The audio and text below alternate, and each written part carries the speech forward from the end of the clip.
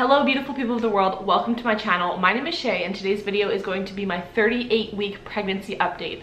Tomorrow I am officially 39 weeks, so I'm thinking and hoping this is my last pregnancy update for you. I'm coming to you live with a face like this, no makeup, my pajamas on. I bought these yesterday from Walmart and it's kind of like a crop top and I thought it'd be a cute postpartum kind of pajama set. I'll show you in the belly shot, it looks absolutely ridiculous. So let's get right to the belly shot here. This is my belly at currently 38 weeks and 6 days pregnant with baby number 2. All right, y'all, so this is the cute set I bought, right? But look at it. It's like a crop top, okay? Oh, it's so funny. But I was like, I'll show them when I show my bump. So this is my bump at 38 weeks. The doctor actually also felt, and she said baby's head is definitely engaged. I've definitely dropped, so baby's getting ready, baby's there. This is my belly. Lots of stretch marks this pregnancy. I weighed in at 228.8 pounds. I did actually lose a little bit of weight since my week appointment.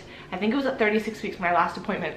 So in the past 2 weeks, I've lost about 2 or 3 pounds, which is, you know, surprising because I have a Starbucks mocha frap every single day for the past like 4 weeks. That's been my craving, and that has like whipping cream and everything, and I'm very surprised I somehow lost weight. But I'm happy with it because I gained over 50 pounds this pregnancy. My doctor was pretty concerned about it, so she was happy with the fact that my weight gain did not go up. Baby's heart rate, which has been pretty much 145 the whole time. The other day, yesterday, it was 150, so in perfect range, and we're gonna keep going with that. We do not know the sex of the baby, so my final guess before baby comes is I think I'm having a baby boy, and we do have a couple names picked out for baby boy, but if we have a girl, we're kind of stumped. Like we thought we had names, but now that we're both convinced we're having a boy, we don't really have girl names, so we'll see what happens. But my final guess is I'm having a baby boy. I'm going to have this baby. So today is Wednesday, I think it's the 3rd, Wednesday, March 3rd today. And I think I'm going to have this baby before next Monday, and I will tell you why. Quickly going to add, this video will be a TMI video. I'm at the end of my pregnancy, so there are lots of TMI things happening. So please don't watch this if you are grossed out by feminine TMI situations, because I'm almost giving birth to my baby. So lots of changes happen. That might be too much information for some people. I just want to give that disclaimer because sometimes people are shocked at my updates, but it's a pregnancy update, so let's get into it. Yesterday we also did try to do a membrane sweep. My doctor recommended it because she does not want me to go overdue and have to be medically induced. Where I live, if your pregnancy and the mom and the baby are healthy, they will let you go overdue max 10 days and then they will medically induce you. So that means I would have to have the baby, if they don't come out, by March 21st. They're gonna come out before then. I'm thinking positive. I do not want to be medically induced. It's just like a little bit of a fear of mine. My birth plan is an unmedicated birth, just my personal preference. So that is the goal.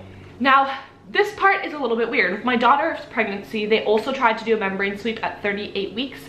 And my cervix was fully closed and not dilated, so they could not do a membrane sweep. And she tried again, and this time, she said the outside of my cervix is about 1 centimeter and then my cervix is soft, but she couldn't get all the way to the back of my cervix. And the reason for this, apparently, I learned this past year, I didn't know this in my first pregnancy, no one told me, but 3 different doctors have told me in this past year that my uterus or my cervix is posterior. So normal, pretty much most every woman has their cervix facing, I guess, one way, and mine is facing the other way. I don't know why, I don't know how. I guess I was just born like that. And I asked her, like, does that affect labor and delivery? Because I delivered my daughter and it wasn't easy as in not painful, but I didn't have any complications. And she said, actually, when you go into labor, the hormones will tilt your cervix the proper way, or like thin it and all of this stuff, so that it's fine. It doesn't affect anything with your birth. But then once you're done birth, then it goes back eventually. Once, you know, a few weeks later, 6 weeks postpartum, whatever, it'll go back. So it's good that it's not going to affect my labor, but she literally could not reach, like physically could not reach with her hand that part of my cervix, she said, just because of the way it was. And she even said all 3 doctors, because the first 2 doctors that told me this, it was for my IUD when I was getting it put in and getting it taken out, and then this doctor was obviously for the membrane sweep that she was checking, and all 3 of them were like, oh, I'm really sorry, but this is going to hurt because your cervix is tilted very differently and we're going to need to put a lot of pressure.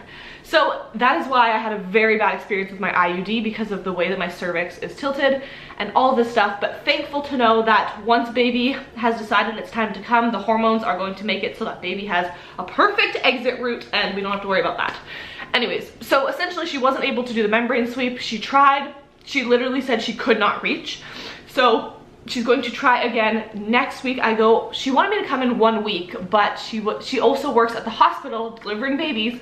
So I actually am going in on my due date. And I don't think I'm going to be going to that appointment. My last pregnancy, I had my 40-week appointment on my due date and I had my daughter that day before I even went to my appointment.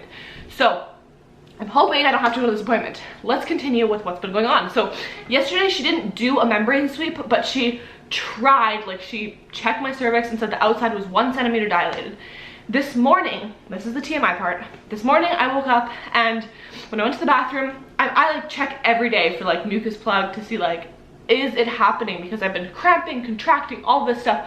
And with my daughter, I lost my mucus plug 4 days before I went into labor with her and my water broke. And this morning I lost a good chunk of my mucus plug, and over the past few days I've been losing like a little bit, or like extra discharge has been going on down there, more so than normal in pregnancy. Well, not like abnormal, but throughout the pregnancy you have discharge, and now it's been like more to the point where sometimes it literally feels like I got my period when I'm out and about, and then I like go home and it's like obviously not my period. So there's been that. But I definitely lost a good chunk of my mucus plug this morning, so I'm thinking I'm going to have this baby before Monday. Now you can lose your mucus plug and not go into labor for weeks, or you could lose it and go into labor that day. It really doesn't mean much, but with my history of my daughter and having her 4 days later, I'm thinking like, yeah, I'm getting there. You know, we're en route. But at my appointment yesterday, my doctor did say, judging by the way that my cervix is positioned and things like that, it doesn't really look like baby is going to be coming anytime this week.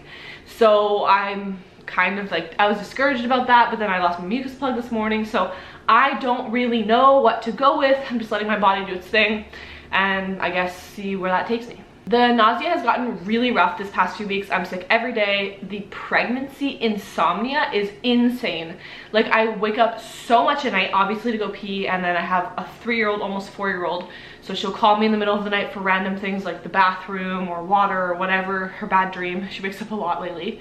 And it's just, plus the fact that just pregnancy insomnia in general, like I wake up and I can't go back to sleep for hours. I've been waking up around 2:30 every day, and sometimes I just come downstairs because I don't want to wake up my partner while he's sleeping, and I'll watch TV or I'll go on my phone and do something. It's so hard to fall back asleep, and then I'll normally wake up around like 4:30 again or 5 and just be up, and it's just so uncomfortable. And I had this with my daughter as well. I know I'm just at the end of my pregnancy, but I just want to sleep these last few days, especially because I'm so exhausted all of the time. For the nausea and the heartburn, because I have been throwing up every single day so much, my doctor said this can actually cause a lot of damage because it's all of the acid that's coming every time. So she actually gave me a prescription for like acid reflux, I guess, or for heartburn, and it's supposed to lower the amount of acid in your body, because right now, essentially what I'm understanding is my muscles are all starting to relax because you're getting ready to have a baby, so things are relaxing with the hormones and everything, and because of that there's more like acid coming, and it's just like not nice. So she did give me a prescription. I'm gonna have to go get that, and I'm still taking my HG medication for my nausea and vomiting. It helps me not throw up as much, but definitely still throwing up a lot, which kind of sucks. Thank God I'm almost done with my daughter. I threw up all the way until I delivered her, and then I didn't throw up after that, so let's hope it's like that again. I am constantly uncomfortable, in pain. At night my belly is just like sore and tight. I'm getting lots of Braxton Hicks and contractions. I've been trying to do like walks and eat pineapple and do all of those things to induce labor. Certain things definitely I am not interested in right now, like at this point in my pregnancy. I'm not going to get into it, but you know what I'm talking about.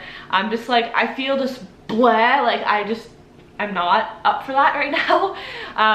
But definitely like something you might want to try if you are feeling at your wit's end and you want labor to start and you are full term. Maybe. I definitely have a bunch of videos about inducing labor and ways to naturally do it, so I'll link those down below if you're interested. But that being said, I was trying really hard to go on walks every day and all this stuff, but every time I walk I just get such bad cramps now, and I'm so tired that literally just getting out of bed is difficult. I've just been in bed like bleh, all day on my phone. So that is it for my 38-week update. I'm really hoping my next video or update next week would be the baby mama dance, which would mean that I had the baby, because I'm waiting to add that last little clip with the baby into that dance.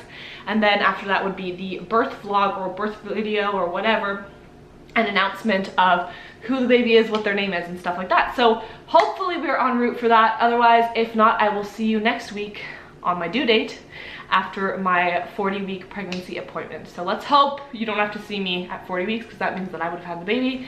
And yeah, so anyways, I wish you all happy and safe deliveries, because if you're watching this, you're probably close to the end. I wish you all the best for a happy, safe, and healthy baby. And let me know in the comments below, how far along are you? What are some symptoms you've been having? And when is your due date? Congratulations, have a wonderful day, and I'll see you in my next video. Bye!